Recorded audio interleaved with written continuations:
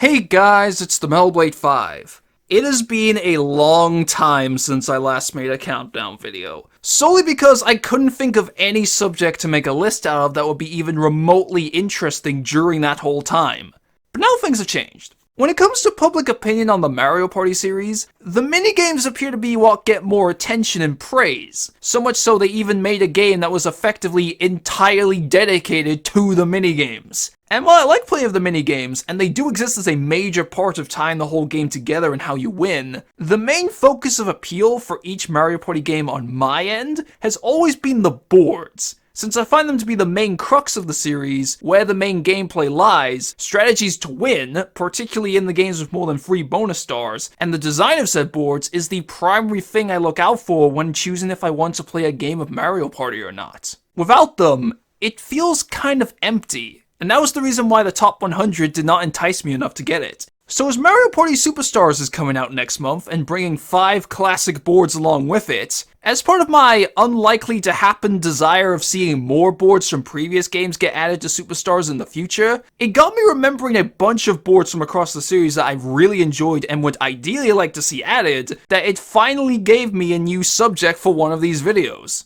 Admittedly, before all this, I had never given any thought as to which boards I considered my favorites. There are obviously boards I like, dislike, and find to be very meh, but I never thought about them in a specific ranking. However, after a ton of brainstorming going over the subconscious criteria I always use when thinking of why I like certain boards, ranging from the layout, visual design and theme, events like happening spaces, gimmicks, if any, and past enjoyment I've had playing said boards, that I eventually managed to organize a top 10 out of it. Though with a few honorable mentions of other boards I've really enjoyed but just missed out. This will be heavily in favor of boards from the Mario Party games I've played because of having that personal experience and history with the boards from those games. And it's likely to show my many unpopular Mario Party opinions as well that will annoy all the hardcore fans. Now, here is what I currently consider to be my favorite Mario Party boards.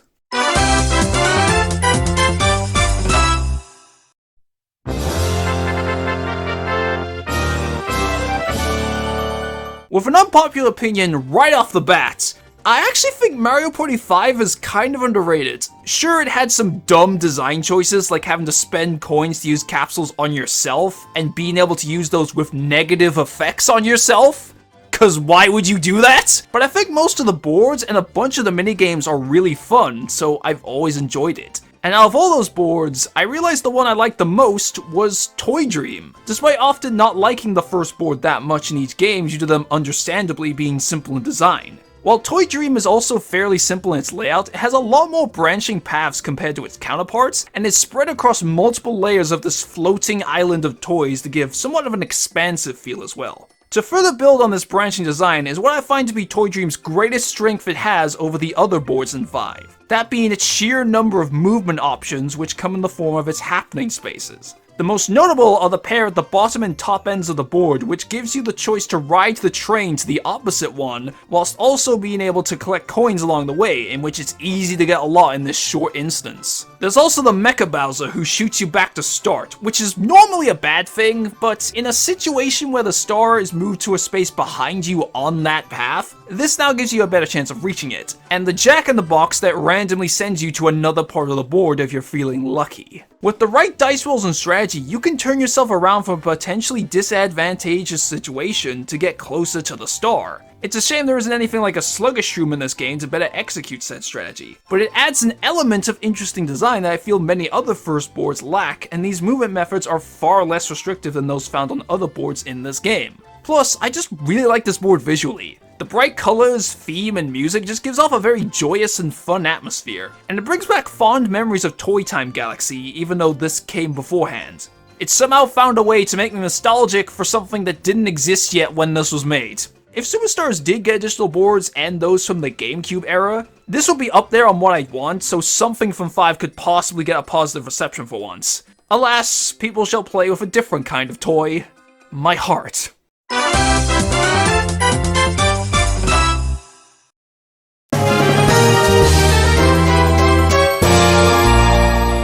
Mario Party 6 was another I think is underappreciated, as it fixed on the flaws found in 5, had some great boards that were expanded upon by the day-night system, and tons of great minigames. But it doesn't seem to get brought up that much, which is a shame. Yet despite this being the beginning of the phase where they gave most boards a specific gimmick or change in rules, Gadd's Garage is one of those I've had the most fun with, despite sticking with the classic star collecting formula. Well, to get the one thing I'm personally not a big fan of in this board out of the way, I think it doesn't utilize the day-night system very well. The only things that change is the middle platform rotates to switch pathways and further entraps you on each side of the board at night, and the Gadd machine happening spaces change functionality from converting orbs to different orbs during the day to turning orbs into coins at night, though you can get a ton if you're willing to part with the valuable ones. That's about it, but everything else goes up from there. For starters, I'm already a big fan of this board's theme and aesthetics. This was the first time they did a mechanical themed board since Luigi's engine room in the first game, and the better graphics since then and the more metal look they gave as a whole makes me find this to be a much better execution of that idea.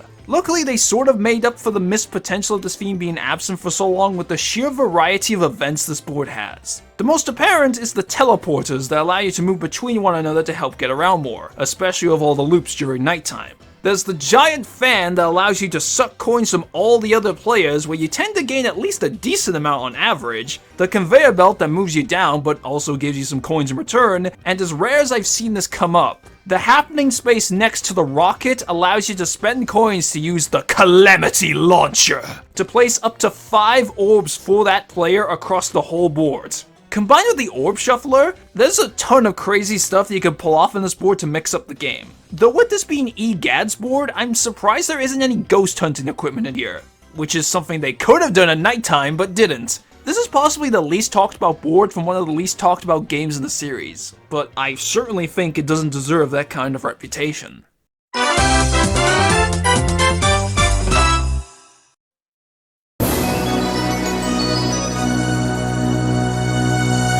The first Mario Party game to not have a Bowser board in it, Waluigi decided to claim ownership of the final one in 3 and certainly brought all of his love for cheating along with it. This board is simply chaos incarnate, as it does a number of ridiculous things that no other board has repeated since. And when this is Mario Party we're talking about, that's saying something.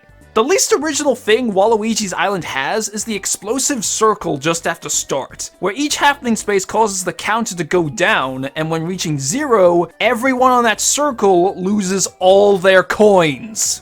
Every other of the multiple gimmicks this board has are almost as, if not more, insane.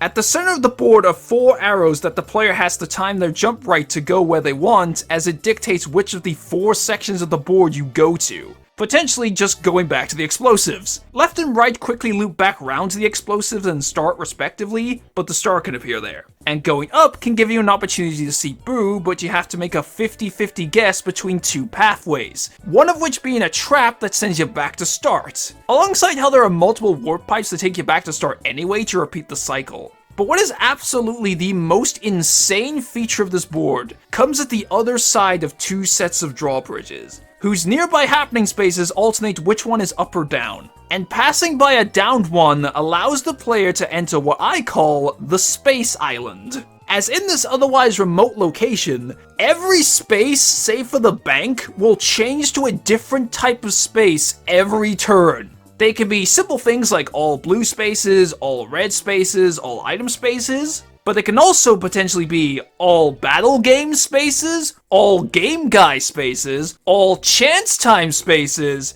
and all Bowser spaces. Going here is a big gamble, as you don't know what spaces you'll get, with most of them having the potential to screw you over, but also equal odds of messing up everything for your opponents. Just one person going here has the chance to completely change the entire course of the game for anyone or everyone. And the fact this hasn't been done elsewhere makes it all the more standout crazy. I wish some other final boards were a bit more like this for more friendship-ending qualities, but it isn't higher because I've taken a page out of Waluigi's book and cheated here, since I've never played Mario Party 3 because it was never re-released. However, I still think it looks crazy fun to play, and I mean, it's Waluigi's board. Somebody has to give the guy a break.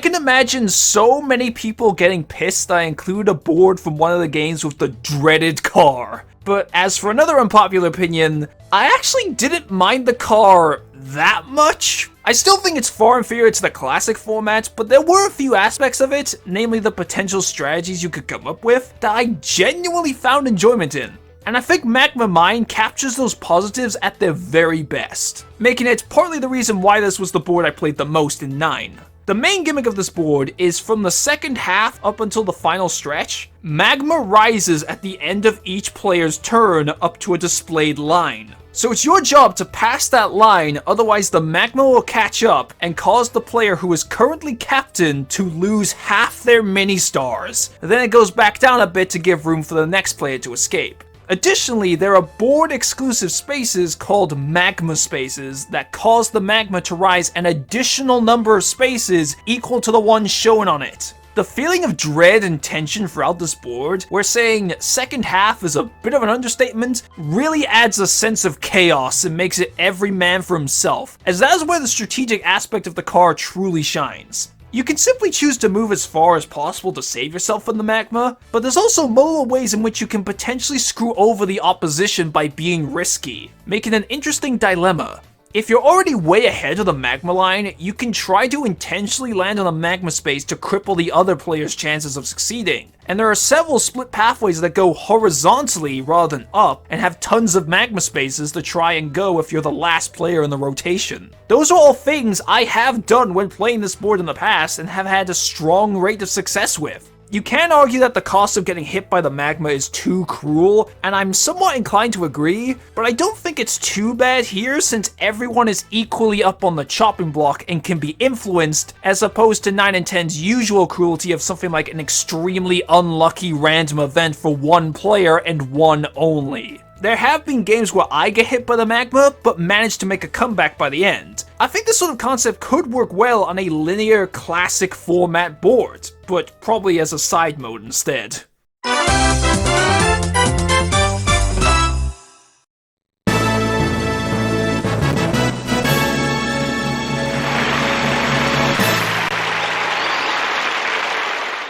Spooky themed boards aren't the most common in Mario Party, and most of the other ones I haven't enjoyed that much, which is a shame considering they got this right the very first time around in Horrorland. By the time I got to play Mario Party 2 on the Virtual Console, I was surprised by how much I ended up liking this board. It manages to stay unique from its counterparts in other spooky themed levels, as it's done in a much broader sense by setting in some haunted woods with a bunch of horror tropes inside, as opposed to just being in a castle or mansion. But of course, the main reason why I enjoy it is because of its gameplay and gimmick, as this board did the day-night system before it was cool. Yet it isn't a one-for-one comparison, as in this case, each time of day lasts 2 turns instead of 3, and can be instantly changed via all the happening spaces and their respective board event for that time. This provides a form of strategy that isn't found in 6, and in some ways is arguably more strategic than some of 6's boards. Since if you are given the choice to change the time, it may be in your best interest to do so in order to stop your opponents from getting the star. For the things that change, at night the womps become petrified, meaning you cannot pay coins to pass them and are forced to go the unobstructed path. The boo within the main part of the board is only available at night, whilst the one behind the door is only usable in the day, and behind the door at the top part of the board takes you to the night-exclusive Big Boo, who costs 3 times as many coins to steal with, but steals from every other player. If the stars align for you to do this, it helps you tremendously.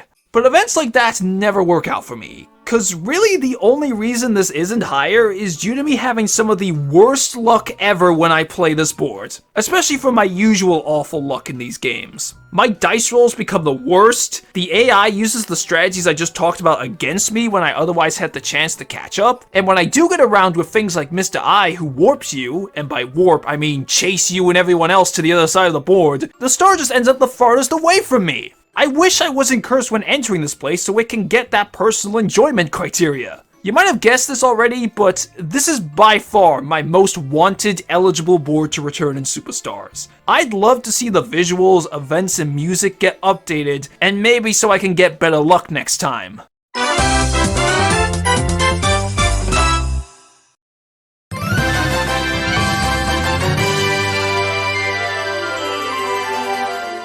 I said Toy Dream was one of the exceptions to my feelings on first boards, and now we've reached another. 7 has some really good boards in my opinion, with at least half of them being those I thoroughly enjoyed playing. But despite this being another case of the simple star collecting formula in a game where most boards did something unique, when really thinking about it, I realized Grand Canal was the board I enjoyed the most out of them. I think a big part of that is to do with the visuals, more so than probably every other board on this list, because with 7's theme of traveling the world and the boards being based on countries, this one is clearly supposed to be Italy. It gives off a very bright, sunny, and calming atmosphere, which is one of the things I like about Italy, aside from the pizza of course. And in terms of gameplay, it does have some interesting features for a first board. In fact, another big part of this board's presence here is the personal experience, as with every other board in 7, I can think of at least a few things that have rubbed me the wrong way or brought down my enjoyment of it. Such as something like Neon Heights, where I love its appearance and events, but hate its gimmick. Another similarity to Toy Dream is that Grand Canal has numerous movement events too, 2 of which being the Leaning Tower of Pisa that sends you back to start, and the Drawbridge which sends you to a random part of the board, are the only bits I would find annoying. And even then, the latter one isn't too bad depending on the situation.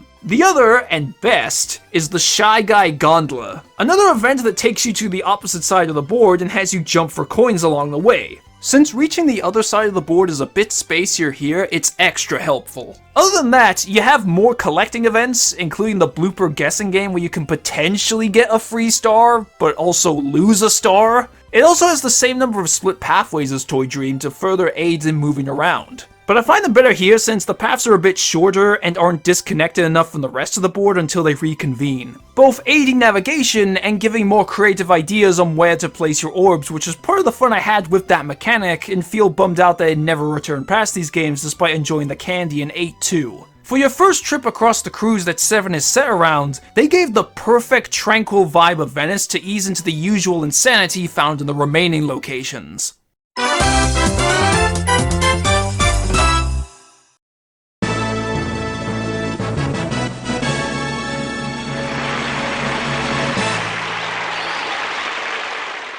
In space, nobody can hear you yell at your friends. Spaceland brings about the same kind of fun I have with Horrorland, but with less bad luck. I mean, I still suffer from quite a bit of bad luck on this board. It's kind of a recurring thing with Mario Party 2, but it was the least prevalent here, making this the board in 2 I have the fondest memories of, and combined with the space theme and me often enjoying sci-fi stuff, boosted my opinion of it even more. At first glance, Spaceland is effectively just a simple square, but what they include in that square, as well as all the pathways leading towards the center, brings so much more. Along the outside are the happening spaces, which normally have a thwomp drive along the path up until the corner, sending everyone in that way backwards. Wait, how can a thwomp drive? But if you pay 5 coins to set up the Sniffet Patrol on each corner, it instead becomes a police chase on a speeding womp that takes you around the corner, sending you further back. This is the only case where that bad luck occurs, as it either takes me away from the star, or I set up the patrol and it ends up being worse for me. But both versions do have their advantages of screwing over your opponents, or sending you back to a star you previously missed. The former of those two also being apparent with the board's main gimmick of the counter at the center. Every time someone passes this 4-way junction, the counter goes down, and when reaching 0, Bowser will fire a laser across the entire diagonal path of the board, causing all players on that path to lose all their coins.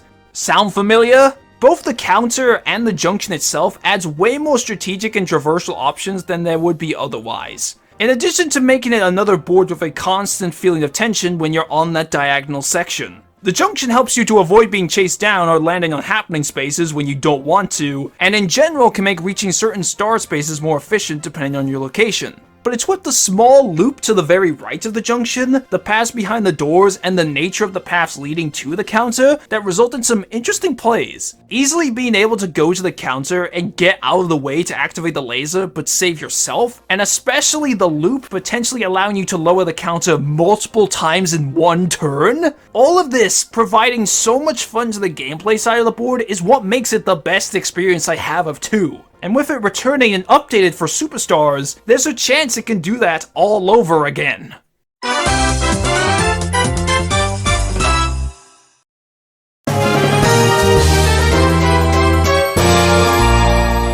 This This is another board that is pure insanity. It may lack some of the extremely unconventional layout from Waluigi's island, but it more than makes up for it for how ridiculous the star collecting is here. And that's exactly why I love it. Fair Square's gimmick is that the star space is always at the center of the board, but you can buy up to 5 stars every time you pass the star space, assuming you have enough money, with the execution of that idea being tied to how insane this board becomes. During the day, stars cost the standard 20 coins, but at night, as soon as the time shifts over, Twyla rolls a dice block with 5, 10, 30, and 40 on it.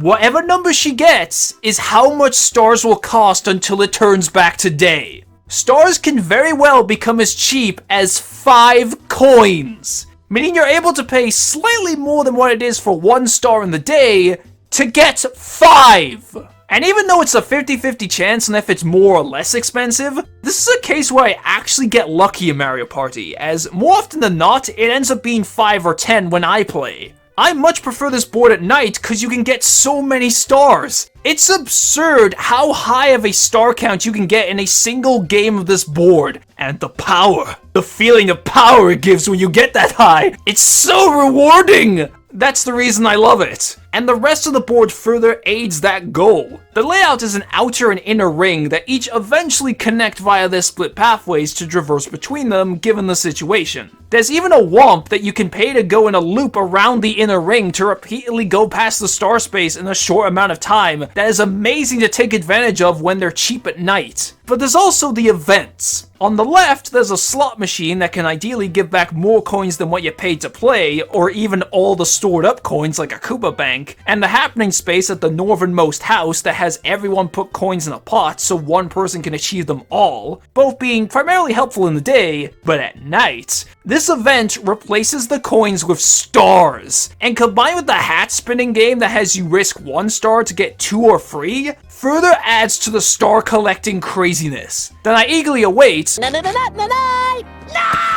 My plan of action whenever I play Fair Square is to always buy as many stars as possible when I pass the star space. Even during the day, cause you never know, unless maybe in the possibility of it being 40, and especially if it's just about to turn back to day under that circumstance. And it's proved to be very effective. Every time I see this board played, every player ends up with double digits in stars. It's so high scoring, which leads to great outcomes.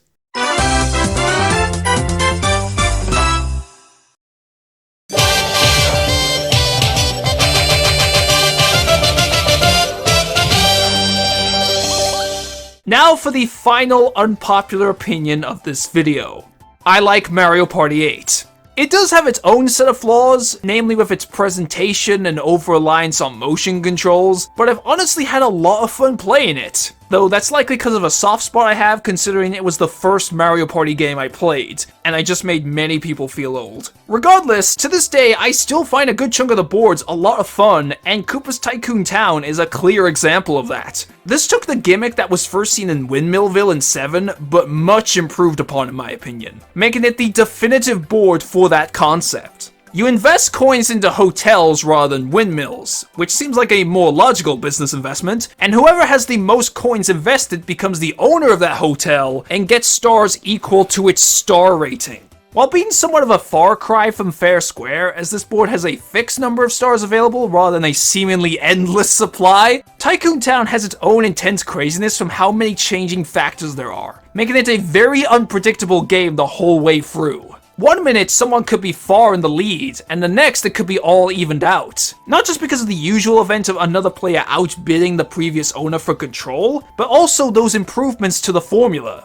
Unlike Windmillville, where each windmill had a set number of stars assigned to it, here, all the hotels start off at 1 star. But once the combined number of coins invested exceed 20, it upgrades into a 2-star hotel. And when it reaches 50, it becomes its highest at a fancy-looking 3-star hotel, making each one equally viable at the end of the day rather than some clearly having more priority. But in the event of the bandit happening spaces, where they steal coins from a hotel owner to give to you, or landing on a Bowser space in which he steals 10 coins from each player's investment, if that causes it to drop below the threshold, it reverts back to the lower rating, taking away a star from that owner. You have to remain on your toes and appropriately react to these kinds of situations to consistently keep ahead of the competition. There's also the strategy of investing 100 coins into a hotel, which makes you its permanent owner until a stealing event happens. And with 8's wide variety of candy effects and the other common happening spaces that drop you off in front of a hotel, it can be easy to both get around and get enough coins to become a new owner. Plus, this is the only board in 8 to have not 1, but 2 lucky spaces, each one making you hang on to your grandmas to take you to their own separate part of the board with a default free star hotel, essentially being a guaranteed free stars that are largely safe since someone else landing on that space isn't the likeliest of outcomes. And the stealing events don't even target these ones, making them completely safe if you use the 100 coin strategy. There was a time when me and my best friend did a tag team on this board, and we ended up with 16 stars by the end. We crushed the AI, but with competent human players, that kind of outcome isn't so clean cut. That's the cruelty of real estate. I like trains.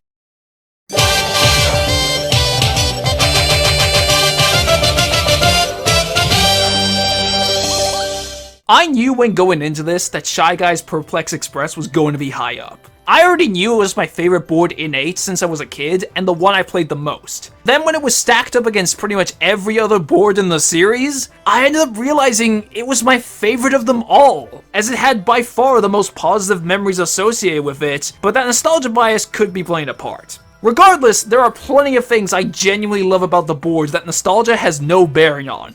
This is a completely linear board. However, it goes around in a loop, where you start by passing through the train carriages, and then go back round on the carriage roofs back to start to restart the cycle. The goal of the board is to reach the front of the train operated by a Shy Guy who you can buy a star from for 20 coins. However, that isn't what's always happening, as this is the board that DK and Bowser spaces have the greatest impact on when landed. DK spaces will cause Donkey Kong to hijack the train, and reaching him at the front will have him give you a star for free. But if you land on a Bowser space, Bowser takes over the helm, and if you reach him, you lose a star. Then in both cases, they hand control back to Shy Guy. This is just one instance of the main reason why I love this board. It mixes things up so much. It's like Koopa's Tycoon Town in that you continually have to stay on your toes, but here, it's because of you likely having to change your entire approach to your turns constantly depending on the situation.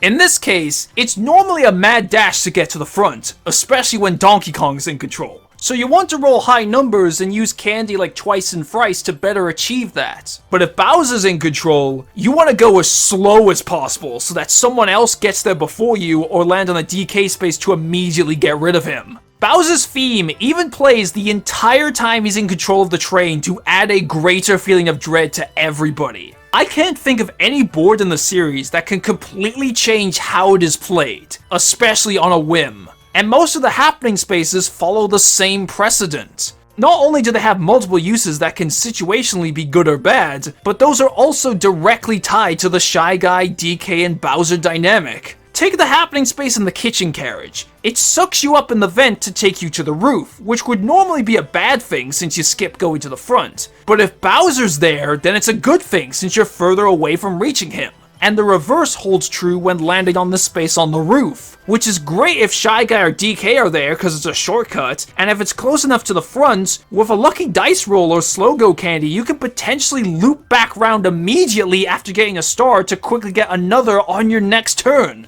And that takes me over to probably my favorite kind of happening space here. Those that have Kamek take the carriage closest to the front and move it all the way to the back while all the others move forward. This further adds to mixing things up in this board exponentially. It's not just your strategies that are getting mixed up, it's the board itself. By doing this, it almost entirely changes the landscape of the board. That kitchen carriage? It can end up at the front to do the play I just mentioned, or it could be at the back, making it far less useful, but not terrible. By default, there's a DK/Bowser space just before the front and in the first carriage you enter. Those can both end up being early on to allow you to better plan accordingly afterwards, namely if it's a Bowser space. It can change when you access shops, which affects player strategies. Everyone in the carriages obviously move with them, which is further beneficial or detrimental depending on who's in control. Even the lucky space has more of a strategic edge to it here. Landing on it takes you to a way station that's just 5 blue spaces before a free star. Then you go back to start. Not only can this be somewhat planned around normally based on conductor, but with the switching carriages gimmick, I have seen some people get good enough rolls or use slow-go candies to immediately land on the lucky space again just after leaving. I've been talking about strategy throughout this video, because I think it adds more fun to a board, as well as craziness, as that's what Mario Party has built an identity over. But this board is absolutely chock full of both of those things. And ironically, it all takes place in this calm atmosphere of a train traveling by mountain.png. I love the theme of this board too. Not just because it's pretty unique, having not been done before or since, but I love the design effort put into making the train look fancy and lively. It feels like a very relaxing place to travel in if it was real, and for some reason thinking things like that makes me like game locations more. I'd love to see a board with this kind of concept reappear in the future. It made every single game I played on this board feel completely different based on how much switching happened. It's a little like what they tried to do with King Boo's Haunted Hideaway, but executed so much better. There is fun stuff to be had in games beyond the N64 trilogy, and I think this shows it.